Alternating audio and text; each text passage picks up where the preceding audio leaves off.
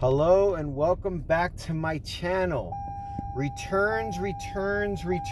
They will happen, especially with Walmart Sparks. Ever since they included those codes where you have to actually deliver it to the customer and they have to give you a code in order to pass it on to them, it has been a nuisance. It has not been easy. So what I'm going to do is I'm going to go over it with you right now just to let you know what you have to do in a situation like that when this happens. Welcome back to my channel. I'm doing everything live right now where I give you tips and tricks on how to deal with everyday situations in the gig economy. If you're doing DoorDash, Walmart Sparks, if you're doing Grubhub. This way you can always be on top of things to make things smooth and hopefully make things flow. So right now I've actually initiated a return.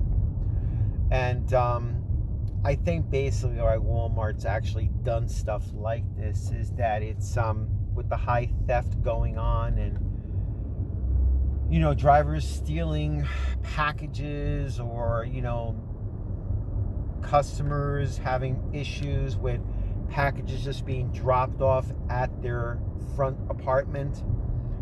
There's been a high rise in theft, so basically they've initiated these codes, 4-digit codes, that whenever you take a Walmart Spark delivery, that you have to enter these codes in. You have to actually, okay, so this is the way it works.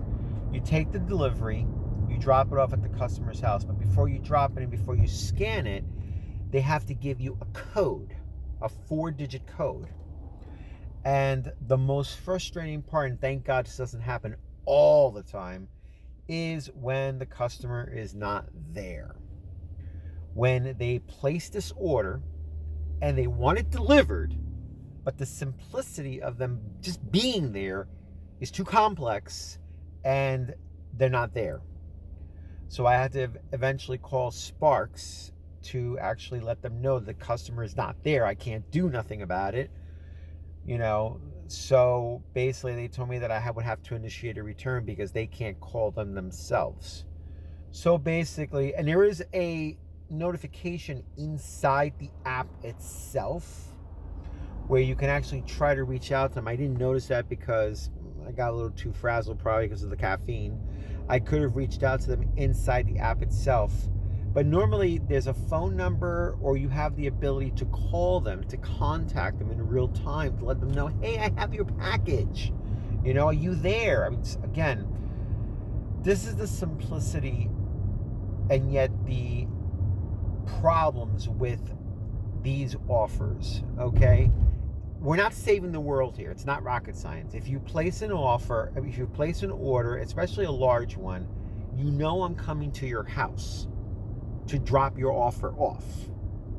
And for some reason, either they're not picking up their phone or it's always got to be complicated. On a simplistic level, it's always got to be complicated for some reason. Again, we're not saving the world here. It's not rocket science. You placed an order, I'm bringing it to your house to drop it off. But of course, something's going to mess up. And this is why I always say, and I say it over and over again, always make enough time for mess ups. If you're working 8 hours, make sure that 1 or 2 hours is going to be for issues that happen like this. Okay? Issues that are beyond your control, that you have no control of, which kind of sucks. But it is what it is. You can't do nothing about it. There's only so much you can do. So I initiated a return. Okay, and normally it's pretty easy to initiate a return inside the app itself, where you go to the bottom and just, hit delivery issue, customer not available, initiate a return, and then it sets you on the return back to the store where you picked it up. And again, this is exactly why I only work in one store only, because it's unpredictable, okay? So if you stick with one store and something like this happens where you have to initiate a return for the packages because the customer is not there or Sparks can't reach out to them, I'm grateful that I'm going back to the same store that I'm working all day. That's in my market, okay? Because it makes it so much easier. If I was not going back to that store and I had to go to another store, then it would knock me out of that market. And I already have DoorDash already set up in there to actually work that market. So I'm grateful for that. Listen, things are going to happen out here from time to time that you're just not going to have control of. It's just, believe me, this is such a simplistic system that if it actually worked very flowingly, oh my God, you'd be in heaven, But it's not. It's again built by man. Man is fallible, and it's going to mess up. Okay, and even on the simplistic level, something is going to mess up.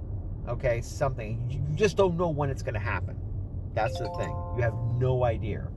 So I initiated the return, and now I'm bringing the packages back to the Walmart, which is the original Walmart that's in my market with DoorDash and Grubhub. So I'm grateful for that. And I know that other people have said that, especially other drivers, they've said, oh, whenever those offers come in, just avoid those offers that have the ID with them, that you have to get the code, That's all fine and dandy, but if I'm going to decline every offer that has the code, then I'm going to miss out on opportunities, and I don't want to do that. Now, the good thing that I've learned from this is that, okay, so with this offer, I had 2 codes. It was 3 drop-offs with 2 codes and 1 without a code, okay? Sometimes it is a code, sometimes it's a signature. So you got to ask for the ID, okay? The codes are the most difficult ones because if the customer is not there, it sucks. You drove there for nothing, So there's nothing you can do about it. They say you get compensated for it, but let's see what compensation it is. Either way, if you guys have experienced this problem, leave it in the comments below and let me know how you guys have handled it. Right now, I'm just taking it right back to the store, and I'm just going to drop it off in the store, and I'm just going to wait for my next offer. So that's all I really can do. And what really sucks is that if I'm driving to the store right now, if an opportunity is coming through, I can't really see that opportunity because I got to first drop this off before I can take the next opportunity. Okay? So now, if I miss out on this opportunity, I'm going to have to leave DoorDash open to see what else is out there for me. Again, it's all about flow. That's all it is. It's not hard. It's just about flow. And if I miss out on the opportunity because I'm trying to return this back to the store, then I'm going to have to start moving over to DoorDash and keep the cash flow moving, okay? It's all about keeping cash flow moving because you can only control so much, okay? So right now I'm just taking it back to the store. Once I drop it off, they'll scan it, and then it's returned back to the store, and I go back on rotation again. I may not make it there in time. We'll see what happens. I'm right now during lunchtime right now, so I got DoorDash that I can definitely lean back on in case this flow gets messed up. So, but either way it goes, that's how you basically deal with returns. And again, you can only control so much. It's a part of life. It's a part of Walmart Sparks. It's going to happen. Thank God it does not happen all the time. Thank God. Thank God. Okay? Thank God that the customers have some sense of understanding that they should be there to receive their packages. But when you got those customers that don't understand, remember, you can also go in and you can either text them or call them, or there's a notification in the app that I did not know. And I could have tried to reach out there to see if I possibly could have had a chance to reach them or not. So I got to remember that next time when I have to reach out to a customer. Normally I could just call them or text them and they'll actually reach out to you and they'll say, hey, yeah, I'm here and stuff like that. So, but otherwise, thanks for joining me. Just wanted to toss that out there for you on how to handle returns. Again, leave a like at the bottom or leave any comments that I always do my best to get back to on any situations or any questions that you may have, okay? And we'll be in touch.